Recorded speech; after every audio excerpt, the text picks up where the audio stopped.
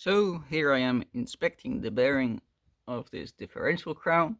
The other side, which connects or sits in that housing there, is perfect. I don't see anything wrong with it. The bearing looks really good.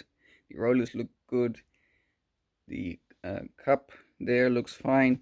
But on the other side, the side that is still attached to the tractor, I see that I have to remove the whole trumpet housing as well to replace that cone, because this bearing is not any good.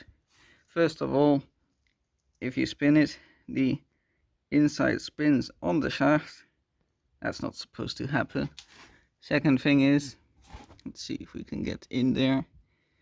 These rollers here, this is not oil buildup, it's actual chipping in the plating. So these rollers are all very badly worn, badly chipped, pitted. You can see that. So this bearing we got to replace. All of the rollers are like that. So the rollers are like this. The cup is probably also bad. And in any case, it's spinning on the shaft. It's loose here, but if I pull on it, I can't pull it off. It's probably, I hope that does not mean that it's actually worn into the shaft, into this one here. As then that would be a bad day. Let's take a look. Okay, I got the bearing off. There is a bit of a lip here, very slight lip. You can see the bearing has been spinning on the shaft.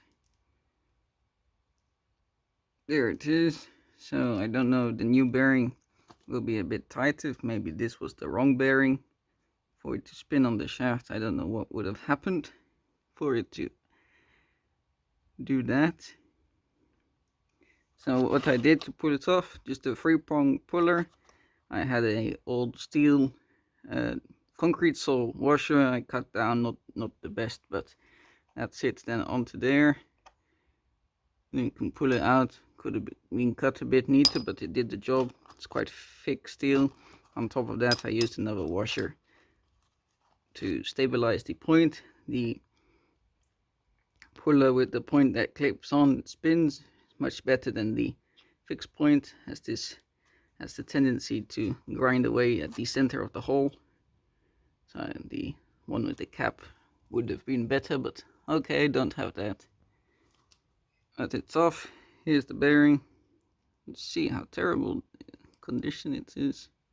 Don't know if this bearing has been changed at some point. Maybe just a slightly too big of a bearing was installed.